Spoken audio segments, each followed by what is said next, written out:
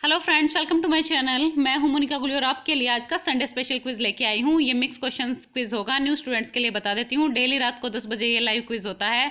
इसमें सभी students live आते हैं और लाइव चैट में अपने आंसर्स देते हैं। तो आप भी रात को 10 बजे डेली इस टेस्ट को दे सकते हैं और लाइव चैट में अपने आंसर्स दे सकते हैं। ओके, तो चलिए स्टार्ट करते हैं। हमेशा की तरह 5 सेकेंड का टाइम मिलेगा आपको, उतने में नीचे आपको लाइव चैट में अपने आंसर्स देने हैं।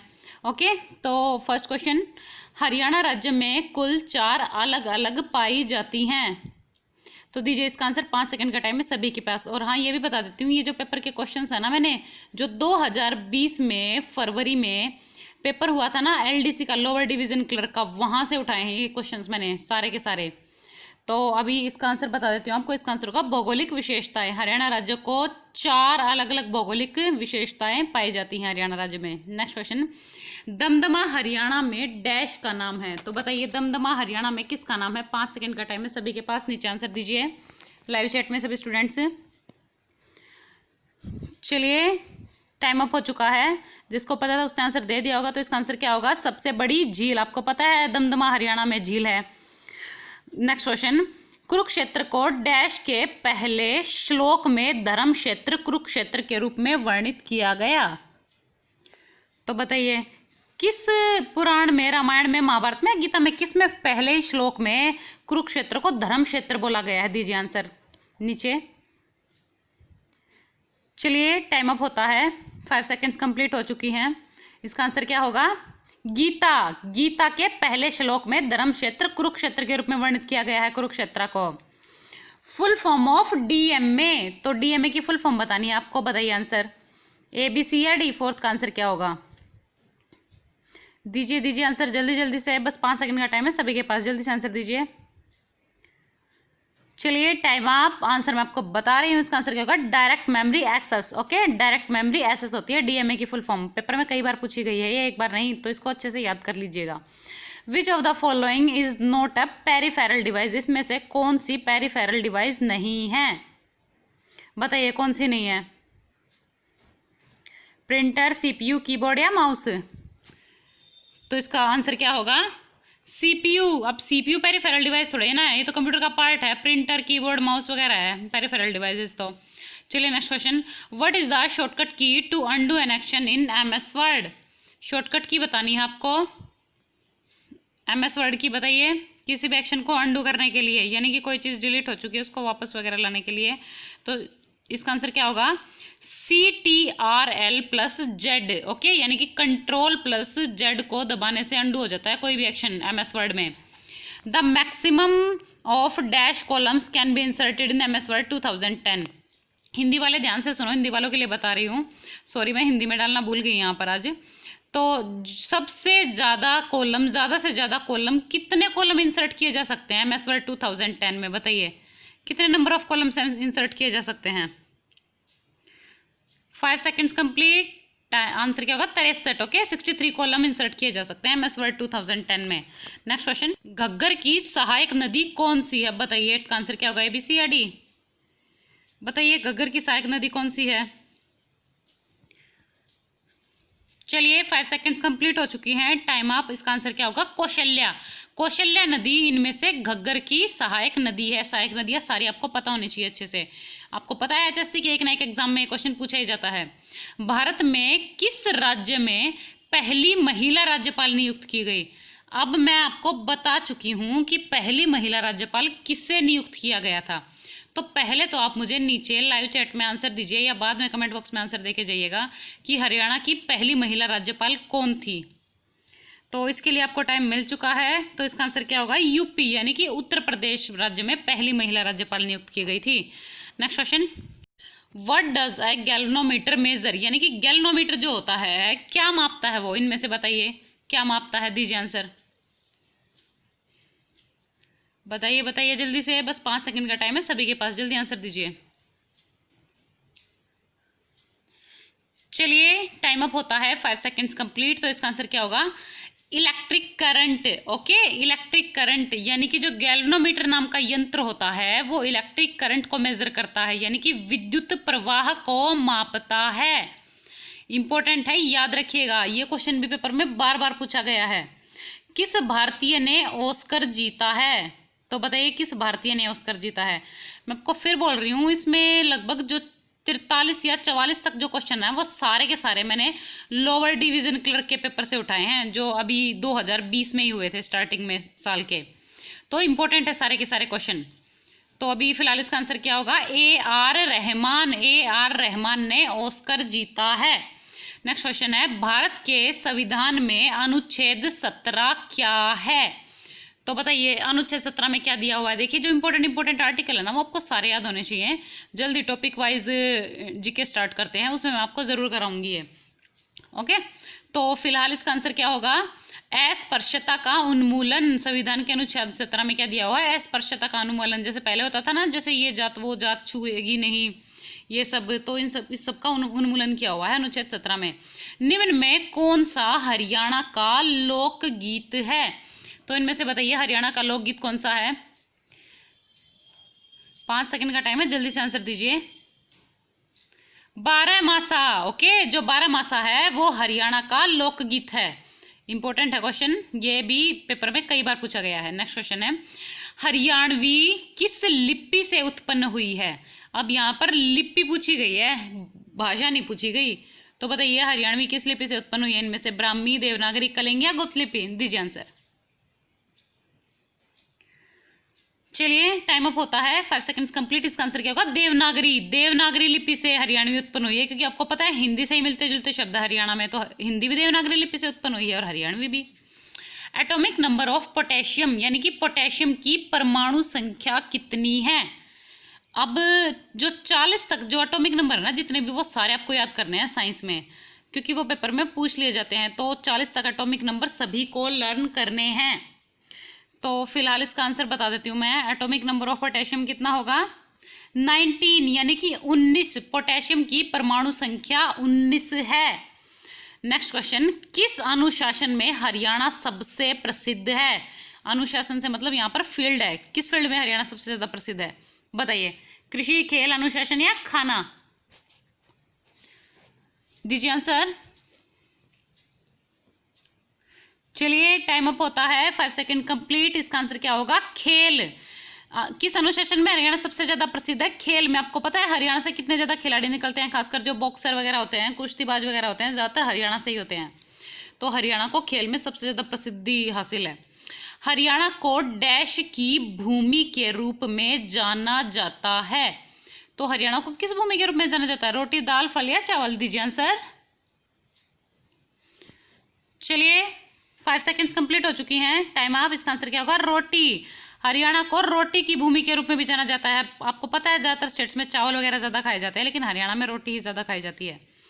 हरियाणा की वित्तीय राजधानी कौन सी है। राजधानी नहीं पूछा, वित्तीय राजधानी पूछा गया है। दीजिए आंसर, कौन सी है हरियाणा की वित्तीय राजधानी इनमें से, A, B, C या D। जल्दी आंसर दीजिए। सभी को बस 5-5 सेकंड का ही टाइम मिलेगा, उससे ज़्यादा टाइम नहीं मिलेगा। उतने में ही नीचे आपको लाइव चैट में आंसर देना है सभी को। तो इसका आंसर क्या होगा, गुरुग्राम। हरियाणा की वित्तीय राजधानी कौन सी है, गुरुग्राम है। यहाँ पर उद्योग वगैरह ज़्यादा है ना, इसलिए इसको बोला जाता है। हरियाणा का गठन किस आंदोलन के कारण हुआ। तो बताइए हरियाणा का गठन किस आंदोलन के कारण हुआ है। होम रूल, खिलाफत, पंजाबी सूबा या फजल आंदोलन। दीजिए जल्दी से आंसर।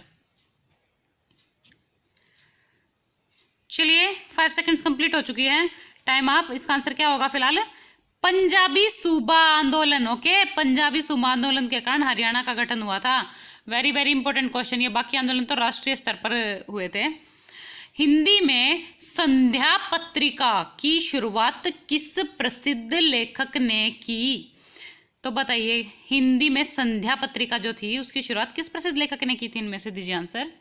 आपको पता है पत्र पत्रिकाएं का प्रकाशन किसने किया। बहुत इंपॉर्टेंट क्वेश्चन होते हैं इस टाइप के, तो आपको सभी याद रखने हैं अच्छे से। तो टाइम अप हो चुका है, इसका आंसर क्या होगा, नेकीराम शर्मा। नेकीराम शर्मा ने संध्या पत्रिका की शुरुआत की थी। वेरी वेरी इंपॉर्टेंट क्वेश्चन, याद रखिएगा इसको। और एक बार में याद नहीं होते हैं तो मैं फिर आपको बोल रही हूँ कि इसको एक बार रिवाइज कर लिया कीजिए। ओके, जैसे कोई भी काम कर रहे हो, कुछ भी कर रहे हो, तो वीडियो को डबल स्पीड में करके उल्टा करके रख दीजिए, आवाज़ तेज करके। और जो भी काम कर रहे हो या रेस्ट कर रहे हो, सुनते रहिए। ओके, कानों में आवाज़ जाती रहेगी, आपकी खुद ही रिवीजन होती रहेगी। फिलहाल हरियाणा की प्रमुख मौसमी नदी कौन सी है। तो बताइए हरियाणा की प्रमुख मौसमी नदी कौन सी है। टाइम आप, इसका आंसर क्या होगा? घग्गर। हरियाणा की प्रमुख मौसमी नदी घग्गर है। और अगर नित्यवाही नदी पूछी जाए ना, या हरियाणा की प्रमुख नदी पूछी जाए, तो यमुना आंसर आएगा। तो हरियाणा की प्रमुख मौसमी नदी घग्गर है, नित्यवाही नदी यमुना, और सिर्फ प्रमुख नदी पूछा जाए तो यमुना आंसर आएगा। ओके, कंफ्यूज नहीं होना है। Heaviest metal according to its atomic mass, यानी इसके एटॉमिक मास के अकॉर्डिंग हैवीएस्ट मेटल कौन सा है? हिंदी वालों के लिए भी लिखा है मैंने। कौन सी अपने परमाणु द्रव्यमान के अनुसार सबसे भारी धातु है? परमाणु द्रव्यमान के अकॉर्डिंग बतानी है। ओके, वैसे नहीं। तो बताइए क्या होगा इसका आंसर है? चलिए 5 सेकंड्स कंप्लीट हो चुकी हैं। टाइम आप, इसका आंसर क्या होगा? प्लूटोनियम। प्लूटोनियम सबसे भारी धातु अपने परमाणु एटॉमिक मास के अकॉर्डिंग। ओके, हरियाणा का संवैधानिक प्रमुख कौन है? तो बताइए हरियाणा का संवैधानिक प्रमुख कौन है? दीजिए आंसर। बस 5 सेकंड का टाइम है सभी के पास, जल्दी जल्दी जल्दी आंसर दीजिए।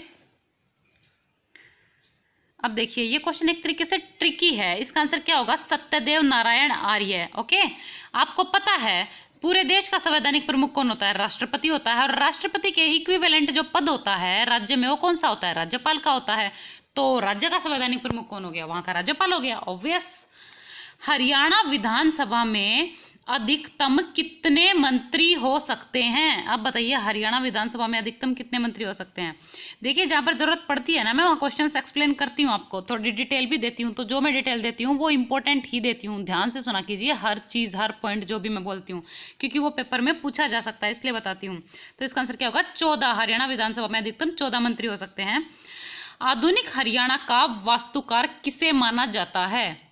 तो बताइए मॉडर्न हरियाणा का वास्तुकार किसे माना जाता है इनमें से? दीजिए आंसर। चलिए 5 सेकंड्स कंप्लीट हो चुकी हैं, सबको बस 5-5 सेकंड का ही टाइम मिलेगा। तो इसका आंसर क्या होगा? बंसीलाल। बंसीलाल को आधुनिक हरियाणा का वास्तुकार माना जाता है। नेक्स्ट क्वेश्चन, अशोक का स्तंभ मूल रूप से कहाँ स्थापित किया गया था? तो दीजिए इसका आंसर। अशोक का स्तंभ मूल रूप से कहाँ स्थापित किया गया था? बाद में तो ये यहाँ से उखड़वा के ये कहीं और स्थापित करा दिया गया था। तो स्टार्टिंग में जो मूल रूप से ओरिजिनली कहाँ स्थापित किया गया था? तो इसका आंसर क्या होगा? अंबाला। ओके, अंबाला। अंबाला में स्थापित किया गया था अशोक का स्तंभ मूल रूप से। बहुत इंपॉर्टेंट क्वेश्चन है ये, पेपर में बहुत बार रिपीट हो चुका है, घुमा फिरा के, डायरेक्टली तो नहीं लेकिन घुमा फिरा के बहुत ज़्यादा। ओके, नेक्स्ट क्वेश्चन है what is an operating system. अब हिंदी में लिखने की यहाँ पर जरूरत थी नहीं, क्योंकि पूछा गया है सिंपली कि ऑपरेटिंग सिस्टम क्या है। ओके, तो आप बता सकते हो ऑपरेटिंग सिस्टम क्या है। क्या है? प्रोग्राम है, चिप है, हार्डवेयर है, या रैम है? बताइए आंसर जल्दी से, जल्दी जल्दी जल्दी आंसर दीजिए सभी स्टूडेंट्स नीचे लाइव चैट में। तो इसका आंसर क्या होगा? ए प्रोग्राम। ऑपरेटिंग सिस्टम क्या है? सिंपली एक प्रोग्राम ही है। ओके, जो डेवलप किया गया है इंटरकनेक्शन के लिए। Which language is mother of all programming languages, यानी कि किस लैंग्वेज को, किस भाषा को सभी प्रोग्रामिंग लैंग्वेज की मदर बोला गया है, माता बोला गया है? इंपॉर्टेंट है क्वेश्चन, बताइए अब आंसर दीजिए सभी स्टूडेंट्स जल्दी। चलिए टाइम अप होता है। इसका आंसर क्या होगा? C. C language is mother of all programming language, यानी कि सी लैंग्वेज को सभी प्रोग्रामिंग लैंग्वेज की माता बोला गया है। ओके, नेक्स्ट क्वेश्चन है which of the following is an amphibian, यानी कि निम्न में से कौन सा उभयचर है? अब बताइए कौन सा है उभयचर? उभयचर होते क्या है? जो जल में भी रह सकते हैं और थल पर भी रह सकते हैं, यानी कि पानी में भी रह सकते हैं और धरती पर भी रह सकते हैं, दोनों जगह रह सकते हैं, उन्हें बोला जाता है एम्फीबियन या उभयचर। तो फिलहाल इसका आंसर क्या होगा? मेंढक। ओके, मेंढक एक एम्फीबियन है, यानी कि उभयचर है, दोनों जगह रह सकता है। ये आपको पता है, पानी में भी और धरती पर भी, जल और थल दोनों जगह रह सकता है। What is the full form of CRT in CRT monitor? Very very important question, science के स्टूडेंट्स को इसका आंसर वैसे भी पता होगा। तो बताइए फुल फॉर्म क्या है CRT की? दीजिए आंसर जल्दी से कमेंट बॉक्स में। Time up. इसका आंसर क्या होगा? Cathode ray tube. Cathode ray, CRT की फुल फॉर्म क्या है? Cathode ray tube. Very very important question. For which company power point was originally made, यानी कि जो पावर पॉइंट था ना वो मूल रूप से किसने बनाया था? ओरिजिनली किसने बनाया था? ये बताइए कौन सी कंपनी ने बनाया था? ये मैं आपको फिर बोल रही हूँ, सारे के सारे प्रीवियस ईयर के क्वेश्चन है। प्रीवियस ईयर के तो क्या बोलूँ, 2020 में ही ये क्वेश्चंस आए हुए थे, अभी LDC में, अभी 2020 के ही क्वेश्चन हैं, पेपर में आए हुए थे। तो बताइए प्रीवियस ईयर के हैं, सारे के सारे प्रीवियस पेपर्स के हैं, तो इंपॉर्टेंट है। बताइए क्या होगा इसका आंसर। टाइम अप हो चुका है। आंसर क्या होगा, Apple Macintosh. Okay, power point को ओरिजिनली किसने बनाया था, एप्पल मैकिंटोश ने। ओके, नेक्स्ट क्वेश्चन है, स्फिग्मोमैनोमीटर किस लिए उपयोग होता है। बताइए स्फिग्मोमैनोमीटर किस लिए उपयोग होता है। आपको पता है कौन सा यंत्र किस चीज़ के लिए यूज़ होता है, ये सारे आपको लर्न होने चाहिए, इंपॉर्टेंट है। जल्दी इस पर एक स्पेशल वीडियो लेके आएंगे, ठीक है, जिसमें आपको लर्न कराया जाएगा कि कौन सा यंत्र किसके लिए यूज़ होता है। तो फिलहाल इसका आंसर क्या होगा, बताइए जल्दी से। चलिए टाइम अप होता है। इसका आंसर क्या होगा, रक्तचाप मापने में। ओके, रक्तचाप यानी कि blood pressure. Okay, sphygmomanometer blood pressure मापने के लिए यूज़ होता है, इंपॉर्टेंट है, याद रखिएगा। नेक्स्ट क्वेश्चन है, idiom. Idiom having a whale of time. बताइए अब इसका ईडियम क्या होगा। आपको पता है पेपर में vocab, antonym, synonym, idiom phrase और जो वन वर्ड सब्स्टिट्यूशन है वो कितने ज़्यादा पूछे जा रहे हैं। इंग्लिश बहुत ज़्यादा इंपॉर्टेंट हो चुकी है, इसलिए बोलती हूँ डेली की डेली जो मैं आपको इंग्लिश के क्वेश्चंस कराती हूँ ना, सिर्फ 3-4 होते हैं, उनको डेली के डेली लर्न किया करो। एकदम से लर्न नहीं कर पाओगे, दबाव पड़ेगा।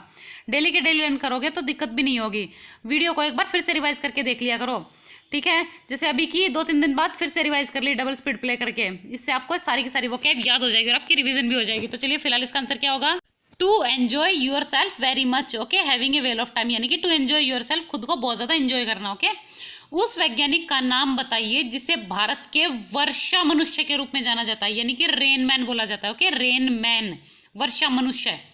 तो बताइए किसे जाना जाता है वर्षा मनुष्य यानी कि रेन मैन के रूप में भारत के। दीजिए आंसर जल्दी से। चलिए टाइम अप हो चुका है। इसका आंसर क्या होगा, डी शिवानंद पै। डी शिवानंद पै को भारत के वर्षा मनुष्य के रूप में जाना जाता है, यानी कि रेन मैन ऑफ इंडिया कौन है, डी शिवानंद पै। ओके, चलिए नेक्स्ट क्वेश्चन देख लेते हैं। 35th क्वेश्चन है, औषधि जिसके तने का उपयोग गले की खराश दूर करने के लिए किया जाता है। अब देखिए जैसे कुछ भी क्वेश्चन कहीं से उठा के कुछ भी डाल देता है, ठीक है। तो फिलहाल अब बताइए कौन सी औषधि का प्रयोग किया जाता है, नीम, मुलेठी, प्लास या आंवला। दीजिए आंसर जल्दी से कमेंट बॉक्स में, सबके पास 5 सेकंड का टाइम है। चलिए टाइम अप हो चुका है। तो इसका आंसर क्या होगा, मुलेठी। मुलेठी जो है उसके तने का उपयोग गले की खराश दूर करने के लिए किया जाता है। चलिए नेक्स्ट क्वेश्चन है, कौन सा एक घातक पौधा नहीं है। ओके, कौन सा एक घातक पौधा नहीं है, बताइए कौन सा नहीं है। ओलियंडर, तंबाकू, अरंडी या यूकेलिप्टस। दीजिए नीचे जल्दी से आंसर लाइव चैट में। चलिए 5 सेकंड्स कंप्लीट हो चुकी है, तो इसका आंसर मैं आपको बता रही हूँ। इसका आंसर क्या होगा, यूकेलिप्टस। ओके, यूकेलिप्टस जो है वो एक घातक पौधा नहीं है, बाकी के जो पौधे हैं वो थोड़े बहुत नुकसान करते हैं। चलिए नेक्स्ट क्वेश्चन देख लेते हैं। 37th क्वेश्चन, नवजात कंगारू को क्या कहा जाता है। नवजात कंगारू यानी कि जो कंगारू का बच्चा होता है ना, उसको क्या बोला जाता है। तो बताइए क्या बोला जाता है इनमें से, श्रू, कोयला, जोय या सूटिटर्न। बताइए आंसर। देखिए जो स्टूडेंट्स लाइव वीडियो नहीं देख पाते हैं, लाइव चैट में आंसर नहीं दे पाते हैं 1%, वो अगले दिन जो बाद में ऑफलाइन वीडियो देखते हैं वो नीचे कमेंट बॉक्स में अपना स्कोर टाइप करके जाया कीजिए। ओके, कि कितना स्कोर रहा उनका 50 क्वेश्चंस में से कितने नंबर आए उनके। तो इसका आंसर क्या होगा, जोय। ओके, जोय बोला जाता है नवजात कंगारू को, यानी कि कंगारू के बच्चे को। चलिए नेक्स्ट क्वेश्चन, हिसार की स्थापना एक डैश शासक ने की थी। अब बताइए किस शासक ने की थी। आपको पता है हिसार को पहले हिसार फिरोजा के नाम से जाना जाता था, ठीक है। तो अब इसकी जो स्थापना की थी वो एक किस शासक ने की थी। तो इसका आंसर क्या होगा, मुस्लिम। हिसार की स्थापना एक मुस्लिम शासक ने की थी। और अब मैं इसको आंसर आपको बता चुकी हूँ कि हिसार की स्थापना किसने की थी, किस शासक ने की थी, नाम। तो आप मुझे कमेंट बॉक्स में बताएंगे अब किस शासक का नाम क्या था जिसने हिसार की स्थापना की थी, क्योंकि ये क्वेश्चन HSC बहुत बार पूछ चुका है वैसे भी। देश का मिलेनियम शहर किसे कहा जाता है। तो बताइए देश का मिलेनियम शहर किसे कहा जाता है, गुड़गांव, करनाल, कानपुर या अहमदाबाद को। दीजिए जल्दी से आंसर, जल्दी जल्दी जल्दी आंसर दीजिए। चलिए टाइम अप हो चुका है। इसका आंसर क्या होगा, गुड़गांव। गुड़गांव को मिलेनियम सिटी या मिलेनियम शहर के नाम से भी जाना जाता है। प्रसिद्ध कार्टूनिस्ट निम्न में से कौन से हैं। ये बहुत ज़्यादा फेमस कार्टूनिस्ट है, ठीक है। न्यूज़पेपर वगैरह में भी बहुत ज़्यादा चर्चित रहते हैं ये। तो देखिए पेपर में भी क्वेश्चन पूछ लिया जा चुका है। तो फिलहाल इसका आंसर क्या होगा, जल्दी दीजिए आंसर लाइव चैट में, जल्दी जल्दी। चलिए टाइम अप हो चुका है, 5 सेकेंड्स कंप्लीट। तो इसका आंसर क्या होगा? शेखर गुरेरा। शेखर गुरेरा काफ़ी फेमस कार्टूनिस्ट है, प्रसिद्ध कार्टूनिस्ट है। इनका नाम याद रखिएगा, पेपर में क्वेश्चन फिर भी रिपीट हो सकता है। नेक्स्ट क्वेश्चन, कौन सी भारतीय अभिनेत्री अंबाला में जन्मी है? तो कौन सी भारतीय अभिनेत्री है जिसका जन्म अंबाला में हुआ है? बताइए आंसर जल्दी से, इसका नीचे कमेंट बॉक्स में जल्दी से आंसर दीजिए। चलिए टाइम अप हो चुका है, इसका आंसर क्या होगा? जूही चावला। जो जूही चावला है अभिनेत्री, वो कहाँ पर जन्मी है? अंबाला में जन्मी है। ओके, ये क्वेश्चन भी, ये सारे के सारे क्वेश्चन मैं आपको फिर बता रही हूँ, लोअर डिवीजन क्लर्क का जो पेपर हुआ था 2020 में, वहीं से उठाए गए हैं। ओके, हरियाणा में कौन सा बांध नहीं है? यानी कि इसमें जो ऑप्शंस हैं, इनमें से 3 तो बांध और 1 बांध नहीं है, तो वो कौन सा नहीं है, आपको ये बताना है। अब दीजिए आंसर जल्दी से कमेंट बॉक्स में, जल्दी जल्दी जल्दी। चलिए 5 सेकंड्स कंप्लीट हो चुकी है, इसका आंसर क्या होगा? ब्रह्म सरोवर। ब्रह्म सरोवर आपको पता है कुरुक्षेत्र में एक बहुत बड़ा सरोवर। और बांध कौन से हैं ये भी याद रखिएगा, ओटू, अनंतपुर और कौशल्या, क्या है? ये सारे के सारे बांध है। ओके, चलिए अब करते हैं हम अपनी आज के इंग्लिश के क्वेश्चंस, जिसमें synonym, antonym, one word substitution और इडियम फ्रेज होगा। ओके, ये आपके लिए है जो मैं डेली आपको कराती हूँ। तो सिनोनिम ऑफ एब्रोगेट, अब आपको सिनोनिम बताना है एब्रोगेट का। दीजिए answer. Elope, gatecrash, abolish या डिस्ट्रॉय, बताइए जल्दी से क्या होगा इसका आंसर? जल्दी जल्दी जल्दी, बस 5 सेकंड का टाइम है सभी के पास, जल्दी से आंसर दीजिए सभी स्टूडेंट्स। चलिए टाइम अप होता है, इसका आंसर क्या होगा? ऑप्शन सी इज करेक्ट, यानी कि abolish. Okay, synonym of abrogate is abolish. अब देखिए इसको एक्सप्लेन कर देती हूँ मैं आपको। एब्रोगेट, एब्रोगेट क्या होता है? किसी चीज को रद्द करना, खत्म करना। ओके, और ये जो होता है, इसका ऑप्शन है अबॉलिश। अबॉलिश भी क्या होता है? किसी चीज को खत्म करना या रद्द करना। तो एब्रोगेट का एबॉलिश क्या हो गया? सिनोनिम, यानी कि रद्द करना है, किसी चीज को खत्म करना। डेली की डेली ये वो क्या आपको लर्न करनी है। ओके, ये आपका होमवर्क होता है। अगर आपको एचएससी का एग्जाम बहुत अच्छे मार्क्स से क्रैक करना है ना, तो इंग्लिश भी कर लिया कीजिए डेली के डेली, ये 4-5 वर्ड्स तो आप कर ही सकते हो। एलोप, अब देखिए बाकी के ऑप्शंस एक्सप्लेन कर देती हूँ मैं आपको। एलोप, एलोप क्या होता है? किसी के साथ भाग जाना। ओके, किसी के साथ भाग जाना को क्या बोलते हैं? एलोप बोलते हैं।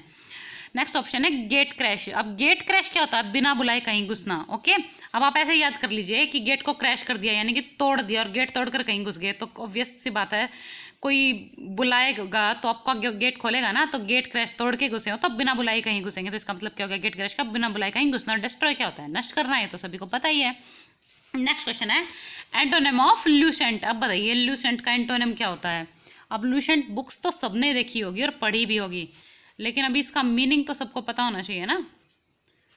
तो बताइए एंटोनिम क्या है ल्यूसेंट का? बस 5 सेकंड का टाइम है सभी के पास, जल्दी जल्दी जल्दी आंसर दीजिए सभी स्टूडेंट्स। चलिए टाइम अप होता है, इसका आंसर क्या होगा? Antonym of Lucent option A is correct, यानी कि डल। अब देखिए ल्यूसेंट का मतलब क्या होता है? चमकीला, जगमग। ल्यूसेंट क्या होता है? जो चमक करे, चमकीला हो, जगमग हो। ओके, उसे बोलते हैं ल्यूसेंट। और इसका उल्टा क्या होता है चमकीला का? जो फीका हो। ओके, तो डल का मतलब क्या होता है? जो फीका हो। सुना होगा आपने, कितना डल है ये, कितना डल फेस है, यानी कि फीका है। ओके, तो चमकीला का उल्टा क्या हो गया? फीका, यानी कि ल्यूसेंट का एंटोनिम डल। अब बाकी के ऑप्शंस एक्सप्लेन कर देती हूँ चलिए आपको मैं। शाइनिंग, शाइनिंग क्या होता है? चमकीला होता है, सबको पता है। मूनलाइट, चांद की रोशनी होती है। और सनरे क्या होता है? सूर्य की रोशनी होती है, ये भी सभी को पता है। चलिए नेक्स्ट क्वेश्चन। नेक्स्ट क्वेश्चन है idiom. They made no bones about acknowledging their डेब्ट टू हिज जीनियस। अब बताइए मुझे, ये जो स्टार के अंदर है ये है ईडियम, बाकी सेंटेंस है। तो बताइए मेड नो बोन्स अबाउट का ईडियम क्या होगा? बताइए जल्दी से। 46 का आंसर ए, बी, सी या डी? जल्दी आंसर दीजिए, बस 5 सेकंड का टाइम है सभी के पास, ओनली 5 सेकेंड, जल्दी जल्दी जल्दी।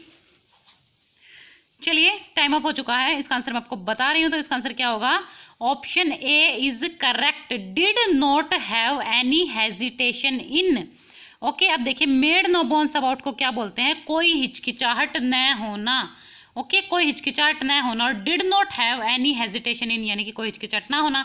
हेजिटेशन का मतलब ही क्या होता है? हिचकिचाना होता है। ओके, हेजिटेट यानी कि हिचकिचाहट, हेजिटेशन हिचकिचाना, आप इस तरीके से याद रख सकते हो। One word substitution, incapable of being seen throw. बताइए अब इसका आंसर क्या होगा? हिंदी बाद में एक्सप्लेन करूंगी आपको समझाने के लिए, क्योंकि पेपर में कोई हिंदी नहीं बताता है इंग्लिश की, आपको पता है। तो दीजिए इसका आंसर जल्दी से, क्या होगा? 5 सेकेंड्स कंप्लीट होने वाले हैं, जल्दी आंसर दीजिए। चलिए टाइम अप हो चुका है, 5 सेकंड्स कंप्लीट। तो इसका आंसर क्या होगा? Opaque. Okay, incapable of being seen through, यानी कि ओपेक। आप देखिए इसका मतलब क्या है। इनकैपेबल यानी कि ना हो सके जो काम, इनकैपेबल हो मतलब ना कर सके, योग्य ना हो, ऑफ बीइंग सीन थ्रू, किसी चीज़ के आर पार देखना। तो किसी चीज जिसके आर पार न देखा जा सके, incapable of being seen through, यानी कि जिसके आर पार ना देखा जा सके, उसको क्या बोलते हैं? ओपेक। ओपेक यानी कि अपारदर्शी, और अपारदर्शी के आर पार नहीं देखा जा सकता। ओके, तो incapable of being seen throw का क्या हो गया? ओपेक हो गया। अब चलिए बाकी के ऑप्शन एक्सप्लेन कर देते हैं आपको। इनविजिबल, इनविजिबल क्या होता है? जो गायब हो जाता है, अदृश्य हो जाता है। ऑब्सोलिट, ऑब्सोलिट क्या होता है? जो काम का ना रहे, जो पुराना हो चुके, यानी कि अब उसका कोई यूज ना हो, तो ऑब्सोलिट क्या हो गया? पुराना, बिना काम का। और ट्रांसपेरेंट क्या होता है? ट्रांसपेरेंट जिसके आर पार देखा जा सके, यानी कि पारदर्शी। ओके, तो ओपेक का एंटोनिम हो गया एक तरीके से ट्रांसपेरेंट, क्योंकि एक पारदर्शी होता है, एक अपारदर्शी होता है। ओके, चलिए नेक्स्ट क्वेश्चन हिंदी का है। राजर्षि में कौन सी संधि है?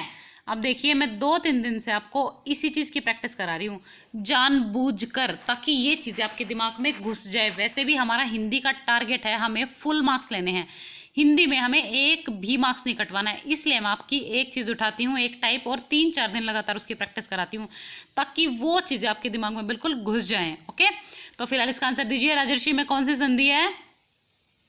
जल्दी से, चलिए टाइम अप हो चुका है। इसका आंसर क्या होगा? गुण संधि। ओके, राजर्षि में कौन सी संधि है? गुण संधि।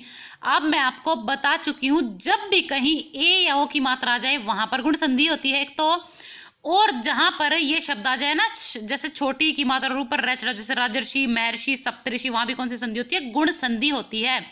जिसको समझ में आ रहा है कोई दिक्कत नहीं है। और जो न्यू स्टूडेंट्स हैं, आप स्टार्टिंग से लेके क्विज देखिए। ओके, प्लेलिस्ट में आपको क्विज 1 से वीडियो मिलेगी, मैंने वहां पर बहुत अच्छे से एक्सप्लेन कर रखा है। ओके, सिर्फ 20-20 क्वेश्चंस की वीडियो है।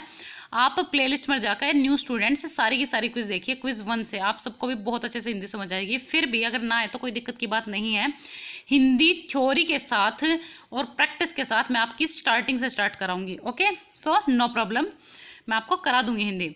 निम्न में कौन सा वाक्य है? बताइए, निम्न में कौन सा वाक्य है? मुझे काम था इसलिए आया। अब मैं बहुत बार बता चुकी हूँ आप सभी को, इसलिए जब भी इसलिए आता है तो कौन सा वाक्य होता है? दीजिए आंसर, दीजिए दीजिए जल्दी से, बस 5 सेकंड का टाइम है सभी के पास। वैसे टाइम आपको काफी मिल चुका है। इसका आंसर मैं बता रही हूँ, इसका आंसर क्या है? संयुक्त वाक्य। आप देखिए यहाँ पर संयुक्त वाक्य क्यों है, मैं आपको बहुत बार बता चुकी हूँ। एक तो जहाँ पर इसलिए आ जाए ना, वहाँ पर हमेशा संयुक्त वाक्य ही मिलता है।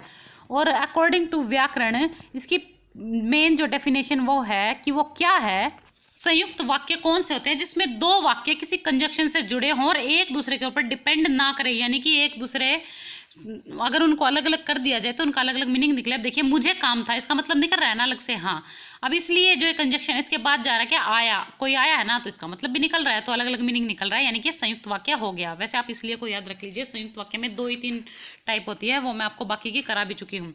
अधिकार शब्द में कौन सा उपसर्ग प्रयोग हुआ है? अब बताइए, दीजिए इसका आंसर। अधिकार शब्द में कौन सा उपसर्ग प्रयोग हुआ है? उपसर्ग और प्रत्यय आपको पता है। उपसर्ग जो आगे लग के शब्द का मीनिंग चेंज करता है, और प्रत्यय जो पीछे लगकर शब्द का मीनिंग चेंज करता है। ग्रुप डी में आपके पूछे गए थे इस टाइप के क्वेश्चन, उपसर्ग और प्रत्यय, इसलिए मैंने इंक्लूड किए हैं ये। तो 5 सेकंड हो चुकी हैं फिलहाल। इसका आंसर क्या होगा? अधि। अब देखिए, अधिकार 2 शब्दों से मिलकर बना है, अधि जमा कार। ओके, अधि जमा कार। तो जो आगे आए हमेशा वो शब्द उपसर्ग होता है, आपको पता है। तो इसमें आगे क्या आ रहा है? अधि। ओके, तो उपसर्ग क्या हो गया? अधि हो गया। अधि का मतलब होता है श्रेष्ठ। ओके, श्रेष्ठ। तो उपसर्ग कौन सा प्रयोग हो गया? अधिकार में अधिकार। और प्रत्यय पूछा जाए ना, तो प्रत्यय हमेशा जो पीछे लगा हुआ शब्द होता है ना, उसको बोला जाता है। तो उपसर्ग आ जाए तो आपको आगे वाला शब्द बताना है, और प्रत्यय आ जाए तो पीछे वाला शब्द बताना है। तो आई होप सबको क्लियर हो गया होगा। तो आज की हमारी इंपॉर्टेंट क्विज यहीं पर समाप्त होती है। सभी स्टूडेंट्स जल्दी से अपना स्कोर टाइप कर दीजिए, जल्दी जल्दी जल्दी सभी स्टूडेंट स्कोर टाइप कर दीजिए। और जिस किसी ने स्कोर टाइप कर दिया है वो वीडियो को लाइक कर दीजिए। एक लाइक तो बनता है ना, प्लीज़ जितना हो सके वीडियो को लाइक कर दिया कीजिए डेली। और हाँ, मैंने मई महीने के कंप्लीट करंट अफेयर्स की वीडियो डाल दी है, पूरी मंथली करंट अफेयर्स। जिसने नहीं देखी है देख लीजिएगा, डिस्क्रिप्शन बॉक्स में मई महीने के कंप्लीट हरियाणा के करंट अफेयर्स वीडियो का लिंक दिया हुआ है, तो उसको देखना मत भूलिएगा। जिसको लिंक ना मिले मुझसे कमेंट बॉक्स में मांग लीजिएगा। और जितना हो सके वीडियो को प्लीज़ शेयर कर दिया कीजिए। ओके, सभी को वो जो करंट अफेयर की वीडियो है ना मई महीने की, वो सभी को अपने 5-5 फ्रेंड्स में शेयर करनी है। ओके, सबकी ड्यूटी है, सबको 5-5 फ्रेंड्स में अपने में शेयर करनी है। जो मई महीने के करंट अफेयर्स हैं हरियाणा के, डिस्क्रिप्शन बॉक्स में लिंक दिया हुआ है, ज़रूर देख लीजिएगा। और आई होप सबने वीडियो को लाइक कर दिया होगा।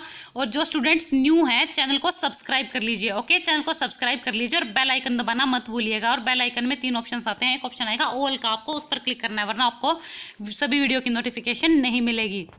तो जितना हो सके वीडियो को लाइक कीजिए, चैनल को सब्सक्राइब कर लीजिए और अपने फ्रेंड्स में ज़रूर शेयर कर दीजिएगा। ओके, चैनल को सब्सक्राइब कर लीजिए और बेल आइकन दबाना मत भूलिएगा। मैं हरियाणा के प्रीवियस ईयर क्विज की सीरीज़ भी कराती हूँ, उसको भी देख लीजिएगा। प्लेलिस्ट में आपको हरियाणा के प्रीवियस ईयर क्विज की सीरीज़ मिल जाएगी, जो क्वेश्चंस पुराने पेपर में पूछे गए हैं, देख लीजिएगा उन्हें भी। Okay, bye bye and good night to all of you. और हाँ, मई महीने के हरियाणा के करंट अफेयर्स की वीडियो देखना मत भूलिएगा, डिस्क्रिप्शन बॉक्स में लिंक दिया हुआ है और सभी को वो वीडियो अपने 5 फ्रेंड्स में शेयर भी करनी है। Okay, thank you, bye bye, like share and subscribe.